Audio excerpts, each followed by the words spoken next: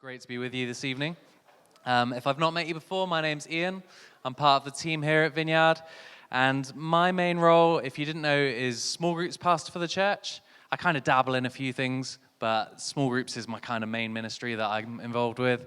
And but every now and again, I get invited to come and speak, to preach and share with you guys, which is always fun for me. I hope it will be enjoyable for you this evening. You can kind of score that at the end of the night, see how you feel. But tonight I'm going to be starting a new series with you, and it's just going to be a short two-part series. And in this series, we're going to be looking at the practice of fasting, as Alice alluded to a moment ago. So if you've actually got a donut with you, you need to put that down right now. Whilst I'm talking about fasting, you should not be eating. So, no, I'm just kidding. If you've got a donut, eat away, because you won't be after this talk. So enjoy it. Enjoy it. Yeah, well, this is part of our Live Like Jesus discipleship framework. You might be familiar with the way we've been teaching some of our material over the last few years. And I was actually speaking to someone last week someone who's part of the church, and they were saying how much they've really been enjoying our Live Like Jesus teaching over the last few years. And like I said, not all of our teaching and preaching comes through Live Like Jesus, but a lot of it does these days. And I just think it's been really helpful for us to be able to it's helped the way we've taught and looked at the Bible to make it just a bit more applicable and practical in the way that we try and follow Jesus. And it helps us to come back to this philosophy, this understanding that we are disciples of Jesus. We are his apprentices, learning from him how to live like him as we learn how to be with Jesus and do the things that Jesus did. So that's a bit of a summary of what Live Like Jesus looks like. And if you're new to this church, or if you've missed any of those series over the last few years, you can obviously find them online, either through our podcast or on our YouTube channel. Search for Vineyard Cardiff Church, Vineyard Church Cardiff. How many years have I been here? Still can't get it right. Just search for it, and it should come up. But as I said, over the next couple of weeks, we're going to be spending some time looking at this practice of fasting. We'll be considering what it is, why it's important, and the place that it can have in our daily walk with Jesus. Now, I have a minor confession to make to you all. When I got the message inviting me to preach on this, I kind of misread it. I thought I was being invited to speak on feasting. But by the time I realized that it said fasting, it was too late to back out of the talk. So here I am on fasting. And there's only one letter difference between fasting and feasting, but that E makes a massive difference. You know, if you get those two things wrong, it changes the whole day for you. Either you eat loads of food or you eat absolutely nothing. But more on that in a moment. But I thought I was going to be speaking on feasting, and I thought, great, this is a subject that I can definitely talk about, because I'll be honest with you, I love food. I love buying food when I can afford it these days. I love preparing food. I love cooking big meals. My wife finds it really weird how long I can spend reading through recipe book after recipe book. It's a hobby of mine. And if ever we go into town and pop into Waterstones, the recipe book section is the first place I'm headed. It's upstairs if you're not familiar. There's some really comfy sofas. I could just go scan along the recipe book shelves, pick a few books, take a seat. I could be there for a few hours if I had time, just salivating over new recipes that I want to cook. And I'll be honest, it's got to have pictures in it. I don't know about you. If you've ever picked up a recipe book, the cover might look amazing, but if there's no pictures on the inside, I ain't buying it. I need to see what I'm going to be cooking. Maybe that says something about me. And if I've ever been to your house, there is a good chance that within the first few minutes of arriving, I have clocked where you keep your recipe books, like with Sherlock-like precision. I know where you keep them, and at some point, I'm going to find those books, find any that I haven't read before, and we'll be talking, but I'll be looking at recipes. I actually did this last week. I was preaching in the north, went round to a friend's house in the afternoon, and they had a book, and I'd never seen this book before, and he's talking to me. I'm just there taking photos. I'm going to try that recipe this week. What did you just say? I just took some more photos. So yeah, that's a bit about me. What can I say? I just love food, and I love the way that food and feasts brings people together. And I know I'm not the only one. Like I said, I was preaching on this in North last week. Dave, our North site pastor's here. Pretty sure they spent this morning eating together, right? Yeah, didn't do a normal service, ate together. They stopped listening to my talk at this point before I moved on to the subject. I do realize I'm meant to be speaking about fasting today. I just really wanted to talk about food tonight, and this was as much as I was allowed. So let's get to the subject. The thing I want to say is that food and feasting, these are good things. But I'm just aware that as I talk about this subject of fasting tonight, it's important to address from the start that some of us here may struggle or have struggled in the past to have a healthy relationship with food. And difficult experiences around body image, dieting, and disordered eating, these things can be pervasive and long-lasting in our lives, and I don't want to undermine those things tonight. So if that is something that you struggle with, please know that you are not alone here, and this is a safe community where you can share your struggles either with somebody that you know, maybe that you've come with this evening, maybe the people that you're in small group community with, or through our pastoral care, like network in the church. We would love to support you. And part of the reason our relationship with food can be something that we struggle with is that it's part of our broken human condition. Food can have a power over us that we don't like to admit. And all of us, in some way, may experience some level of brokenness in relation to food. It relates to this battle of the flesh and the spirit that the Apostle Paul talks about in the New Testament. And our bodies can drive us to pursue our wants and desires at the expense of the health of our soul. And food can have a really big part to play in that. Have you ever noticed how in the creation story in Genesis and in the story of the fall, the food and this battle over the flesh and our spirit is right at the core of that story? In Genesis 2, God makes mankind from the earth and breathes life into man. Humans are both physical and spiritual beings. And Scott McKnight refers to this as embodied spirituality. And then in Genesis 3, the snake asks the woman, "Did God really say that you must not eat from any tree in the garden?" The snake then entices Eve to take the fruit and eat from the tree of the knowledge of good and evil. And we're told that when the woman saw the fruit on the tree was good to eat and pleasing to the eye, she took it and she ate it. Now, it doesn't really matter how you read or interpret that story. People, interpret the creation story differently. But what I just explained there's significance in that, in the way that that's conveyed to us. The temptation itself wasn't about eating food. I just want to make that clear. It was actually about humanity choosing to trust in its own instincts and the voice of the serpent over God's word. And as a consequence, humanity began to redefine good and evil for ourselves. That's the temptation that was placed before mankind, and we took it. But how did the temptation present itself? It was to eat or not to eat from the tree. It's quite Shakespearean, isn't it? Anyway, I'm sure that we've all experienced temptation like that in one form or another in our lives. We've all been there where it's like, oh, I really know I shouldn't eat that piece of cake, but man, it looks so good. And you just can't resist. I really want that chocolate cake. I shared this morning, for me, I walk in on a Sunday morning, I'm like, I might have 1 ring donut. I might have 2. I probably shouldn't have 3 ring donuts. Go on, then. I'll have an extra donut. That's the temptation here at Vineyard on a Sunday. I'm sure we've all been there. I'm sure we've all been tempted by some way with food. What we see in Genesis 3 is an inversion of God's plan. God created man and woman to rule over the animal kingdom and to tend to the earth. But in the creation story, the man and the woman become subservient to the snake and the fruit. Suddenly, these things have power and authority, or they seem to have power and authority over humanity. And as a result, something goes wrong in the human body and in its desire for food and pleasure and gratification. In Romans 3, Paul writes, "Who will save me? Who will rescue me? Who will set me free from this body?" Like I said, our bodies can easily become our masters. So is there a practice that can help us break free from the power of our body and its desires, and free from the power that our body and its desires can have over us? Well, I think top of the list is fasting, and I'm going to explain why in this talk. Over the next 2 talks, we're going to explain how and why that is. But let's start with the obvious question. What is fasting? Fasting is voluntarily abstaining from something for a set or limited period of time. In other words, it's not allowing yourself to have something that you would normally have. And you can fast from all kinds of things. You can fast from TV, social media, video games, alcohol, sex, music, your mobile phone, basically anything that you might consume, use, or indulge in regularly. But predominantly what I'll be referring to in this talk and what the Bible speaks about most, I think, is fasting from food. Now, fasting has actually gained quite a lot of attention in our society in recent years, mostly for the advantages that it offers to our physical health. You might be familiar with the 5-2 or the 16-8 diets. These are known as intermittent fasting or intermittent fasts. Always struggle with that word.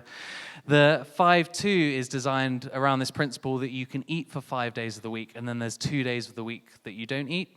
The 16-8 diet is built around the idea that there are 16 hours of the day that you fast. I'd recommend that you pick most of those hours overnight.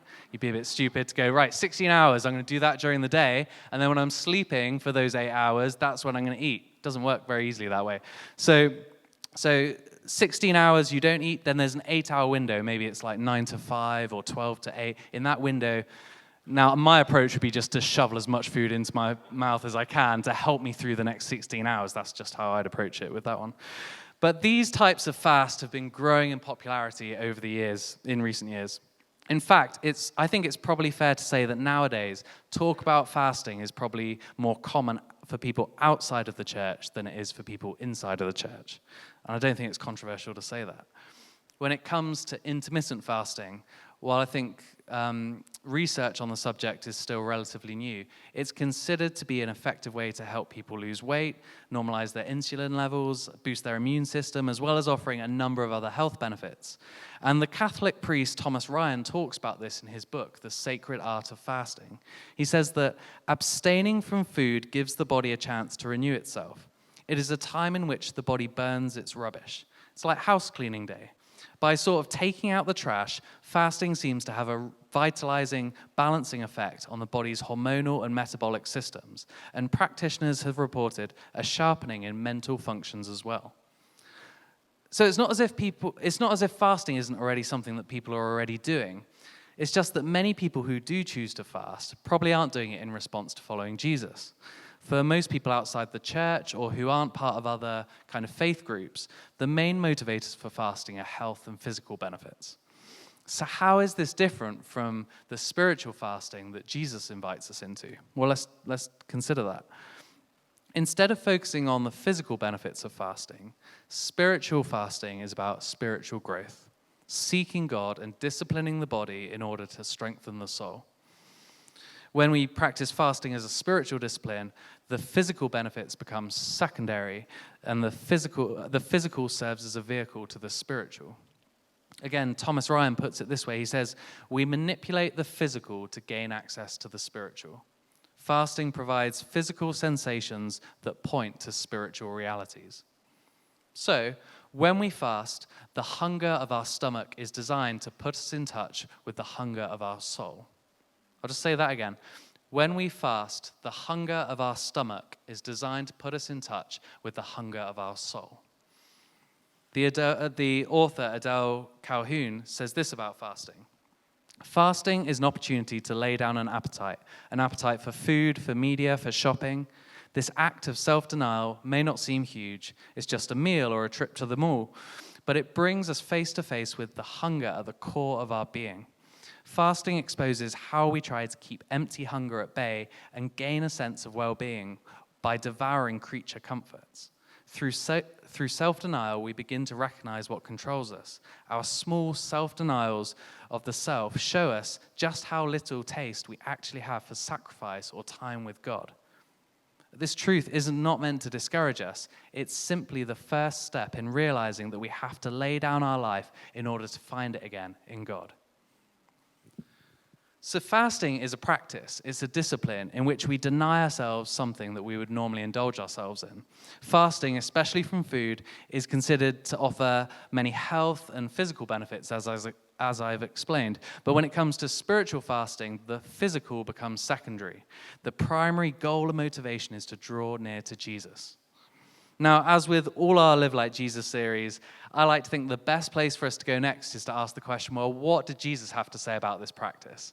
You know, I'm quite logical when it comes to these things. I'm like, well, let's define what this is. What did Jesus say about it next? That's kind of the way I work. So let's have a look in the Bible. And the truth is, Jesus doesn't actually say a lot about fasting. If you read through the whole of the Gospels, there isn't loads, but he does address it briefly in his teaching on the Sermon on the Mount in Matthew 6. So if you've got a Bible with you and you want to turn to your Bible, we'll be in Matthew 6 tonight. If you haven't got a Bible with you or just prefer to see it on the screen, it should come up behind me. So we're going to be in Matthew 6, verses 16 to 18. And starting in verse 16, Jesus says this. When you fast, do not look somber as the hypocrites do, for they disfigure their faces to show others that they are fasting. Truly, I tell you, they have received their reward in full. But when you fast, put oil on your head and wash your face, so that it will not be obvious to others that you are fasting, but only to your Father who is unseen. And your Father who sees what is done in secret will reward you. Now, that was only a few verses, but there are three things that I want to pull out from those verses tonight. The first is this. Jesus starts by saying, when you fast, not if you fast. And I'm sure there'll be a number of you who have heard this point made before. Nowhere in the Bible does it say, you must fast. Fasting was already part of the Jewish custom in Jesus' day, and fasting regularly would have been common practice for many Jews and people of that time. So what we notice straight away in this passage is that when Jesus is teaching on fasting, he assumed that he was speaking to people who were actually doing it. Now, for us, this might be a bit of an elephant in the room, because most of us probably don't fast regularly. Am I right? This isn't really a raise your hand moment, but how often do you fast? Do you fast weekly, monthly, maybe a few times a year, maybe never? I'm going to go out on a limb here and suggest that for most of us, intentional spiritual fasting is probably quite a rare thing. I'm just going to make that assumption. Now, if you're here, if you're sat here and you're thinking, yeah, that is kind of true for me, I don't really fast very much, please don't feel uncomfortable, ashamed, or embarrassed, because like I said, I think that's true for the majority of us. There's probably a good chance that the person sat right next to you is feeling exactly the same way about me talking about fasting tonight. You know, that's why I want to speak about feasting. It's not everyone's favorite practice, but by the end of tonight, maybe it will be. I'm going to hold my hands up and say that I've fasted plenty of times. In the time that I've been a Christian, I've fasted plenty of times. I'm not saying that to blow my own trumpet. There have been many points in my life when fasting has been a regular and a valuable rhythm in my life and something that I've really enjoyed doing. But there have been many long periods or seasons in my life when I haven't fasted, when it hasn't been a regular rhythm. Like I said, Jesus never commands us to fast, but he assumes that we will. And there's an invitation for us to embrace this practice. So why don't we fast? It might be that you're here tonight and you've just never been aware of the practice of fasting. It's just that as I'm sharing about it, you're like, oh, okay, didn't know that was something we were invited by or encouraged by Jesus to do. Maybe I'm going to give that a try. And if that's you, brilliant. Like, I didn't say this morning, but when I was kind of new to faith, I came to faith when I was 18, and in the first few years, if I listened to a talk, obviously my encouragement to you is to weigh what I say. Don't just take it as truth, although, I've prepared it. I want to suggest that it's true. I'm not lying to you. But if I heard a talk and I was like, that makes a lot of sense, and it's in the Bible, and Jesus says it, like, in those first few years, I was like, I'm going to give that a try. And I hope that as I'm getting older, I'm still willing to try those things. I'm not like, oh, I've tried that before. But if you're here tonight and you're new to faith, or you're young in your faith, or even if you've been walking with Jesus for a long time, my encouragement is be willing to give this a go. Accept the invitation, not from me, from Jesus, to embrace this practice in your life. But I think the truth is, for many of us who have been aware of this practice and just avoided it, fasting is a practice that we probably just consider to be uncomfortable and a bit inconvenient in our lives. Let's be honest, right? Going without something, especially food, it's not fun and it's not easy. This is not an easy practice. We're picking a fight with our flesh. And often I lose that battle because I love food. I explained that at the start. In Matthew 4, verse 2, we're told that Jesus fasted. He fasted for 40 days and 40 nights. And then the Bible gives us this key detail. It says he was hungry. I'd be hungry too if I hadn't eaten for 40 days.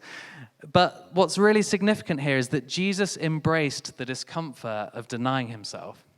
In that moment, Jesus was physically weak, but he was spiritually strong.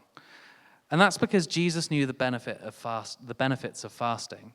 He starved his flesh in order to feed his spirit, because that is what enabled him to resist the devil's temptations in the wilderness. And what you notice, if you read on in Matthew 4, is that the first temptation Satan presents to Jesus involves food. He's like, if you are the Son of Man, then turn those rocks into bread. He knows what Jesus was feeling weak in that moment, and he tempts him with that, just in the same way that he tempts them with food in the creation story. So fasting isn't easy. It wasn't easy for Jesus, and it's not going to be an easy practice for us. How many of us really want to miss a meal or multiple meals and have to embrace that feeling of hunger? You know, that ache. Have you ever missed a meal and you get that grumble in your stomach? Maybe you're in like, I was going to say a library, but I don't know how much time we spend in the library, but you're on a bus or you're in somewhere and your tummy's grumbling. You're like, oh, this is embarrassing. Or it just doesn't feel comfortable. Most of us don't like that feeling. And most of us have grown up to intuitively believe that discomfort is a bad thing. But that isn't necessarily true. I don't think discomfort is necessarily bad. But in a time of unprecedented conveniences, when we can order food at the touch of a button off our phones, or when entertainment is available instantly on demand, we can easily feel entitled to satisfy almost every desire immediately. And anything uncomfortable seems like an unnecessary annoyance. We expect to be ever full, ever satiated, yet fullness isn't always good, and emptiness isn't always bad. That constant craving for pleasure can be detrimental to us, and occasional discomfort can actually be exactly what we need. Culturally, I think we've come to this understanding that the pain of exercise is necessary if we want to improve our physical health, but we rarely carry this acceptance into other areas of our lives where it is just as true. Sometimes, in fact, almost always, you have to make yourself uncomfortable in order to get better. It's like that gym motto, no pain, no gain. Well, that's what Paul tells me, at least, you know. Paul likes the gym, if you didn't know. He might have told you guys once or twice. And when it comes to fasting, you have to be willing to embrace the discomfort of emptying yourself in order to be filled.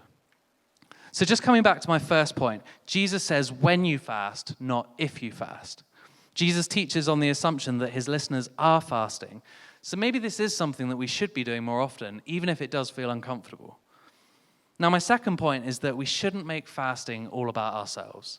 In verse 16, Jesus says, when you fast, do not look somber as the hypocrites do, for they disfigure their faces to show others that they are fasting. Truly, I tell you, they have received their reward in full. Now, in this verse, Jesus is addressing our motivations for fasting. He's saying, don't make it a big deal. Don't draw attention to yourself. Don't do it to get praise from other people. At that time, it seems that some of the religious leaders were making a point to make sure that everybody knew when they were fasting. There was this group named the Pharisees, and they had a reputation for being the most strictly religious people in Israel, and they were really proud of this status that they had. It's believed that the Pharisees fasted for 2 days every week. They'd already taken on the 5-2 before it was even trending.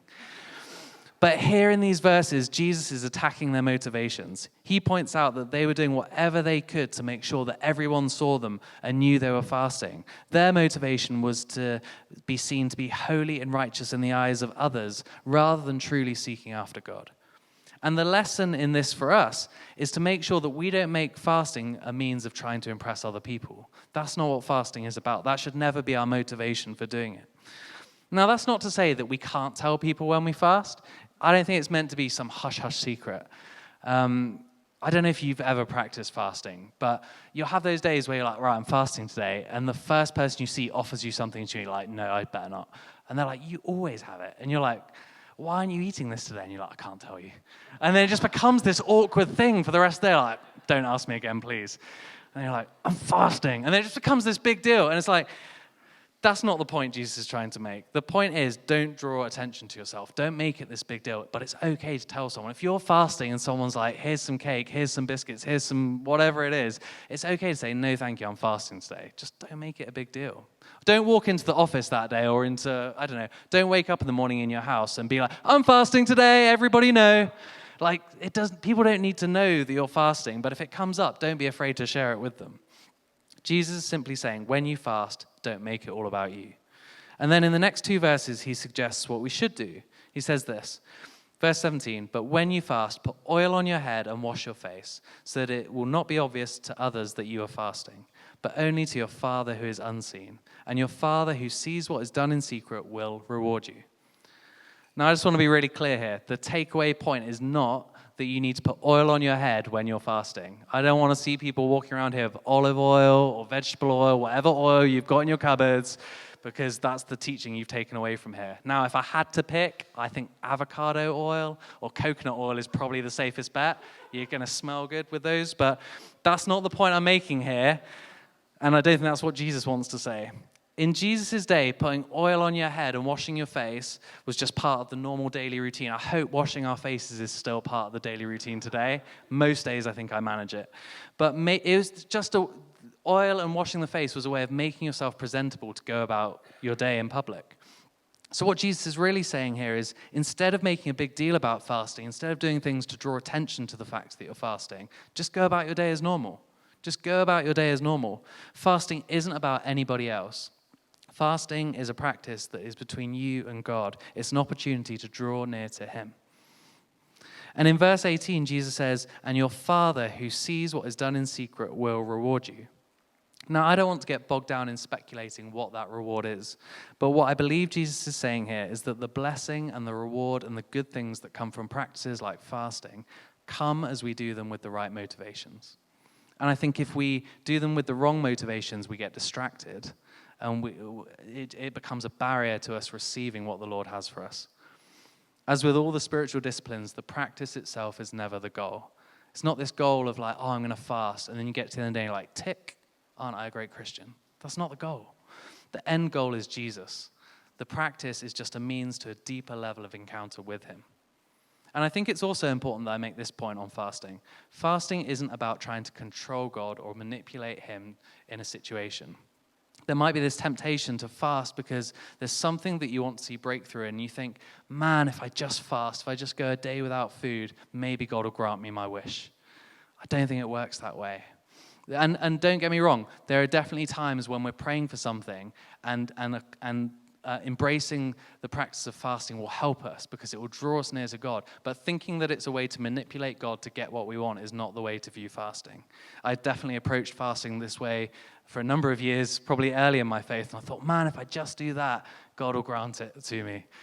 That's a dangerous way of seeing fasting, because the problem is, if you don't get the results you want, if it doesn't turn out the way you expected or wanted it to, then you'll probably just dismiss fasting altogether and go, well, that didn't work, so why would I do that anymore? Because you've missed the point of what fasting is all about. The author Lynn Barb says, when we fast, we're not trying to impress God. This is not a performance with the goal of manipulating God. God is not a genie in a lamp that we can rub and ask for things. Fasting helps us to get into a place where we can hear from God. So the key things I wanted to pull from this passage were, first, Jesus says, when you fast, not if. He assumes that this is something that we will be doing. Second, let's not make it about ourselves or impressing others. And thirdly, when you fast, just go about your day as normal. And remember that fasting is primarily about seeking God. As I come into the kind of final section of my talk, I just want to share some practical tips on fasting with you. So firstly, start small and build up. Don't try and launch into a 40-day fast. You know, I spoke about Jesus doing a 40-day fast. If you've not fasted before, don't think, oh, I'm just going to go do a 40-day fast. That's probably going to go badly. If you've never fasted before, maybe just start by missing 1 or 2 meals a day. Over time, you can build that up to fasting maybe for a full day or for multiple days in a row. But start small and build up. Second, plan it in. So it might be that you want to decide. You can wake up in the morning and go, right, today's a fasting day. I'm just going to do it. But I found it's really helpful to mark that day, to plan it, to go, that is the day in the week that I'm going to fast this week. It might be that it becomes a regular day in your week, or it might just be that you set aside that day as your day for fasting.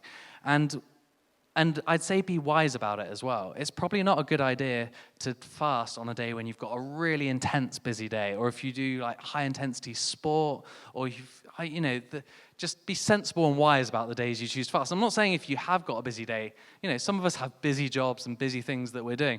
You can't just say, oh, I'm never going to fast because my life's always busy. But try and be sensible about when you choose to fast. It might be that you want to try and agree with a friend or with a few people, like pick a day that you can fast together. Miss breakfast, miss lunch, and you might want to break your fast together with those guys as well. That's a nice way to do it. I've found in terms of scheduling fasts, what's been really helpful is to maybe have dinner one evening and then kind of start my fast after that meal, sleep through the night, miss breakfast, miss lunch, and then break my fast the following evening at dinner again. That's a nice way to kind of do a 24-hour fast. The danger on those days, you're like, should we have dinner at 2 o'clock this afternoon? Because, hey, it's time. But just having those set parameters makes it so much easier to commit and stay the course. But also, I just want to say, don't beat yourself up if you have to break the fast early for some reason. That can happen for accident. It's happened to me plenty of times before. You pick a day for fasting, and then you stroll into the office, someone offers you a cup of tea and a biscuit, and 3 dunked bourbons later, you're like, oh no, I was fasting today. If that happens, just don't let it trip you up. Just click reset and just carry on with your fast. Like, God is not going to condemn you for that, and you can still press into him. Obviously, I will say, if you accidentally have a 3-course meal, you probably just need to end that fast right there and then. Like, you know when it's an accident and when it's not an accident, right? A biscuit, that can happen by accident. A 3-course meal, that's no accident. And there might be occasions when you're fasting and you just know that you feel really unwell, you feel faint, that actually it's not having a good effect on your body. In those moments, you might need to eat something and break that fast, and that's okay. I just want to clarify that. Don't come away from here tonight, practice fasting, go halfway through the day I passed out because Ian said I wasn't allowed to eat anything. Like, if you have to eat, eat. Like, don't hurt yourself for this, but there will be other opportunities to fast. And it might be you need to consult somebody before fasting. Thirdly, what should you do whilst you fast? As you deny your body, what are you making room for?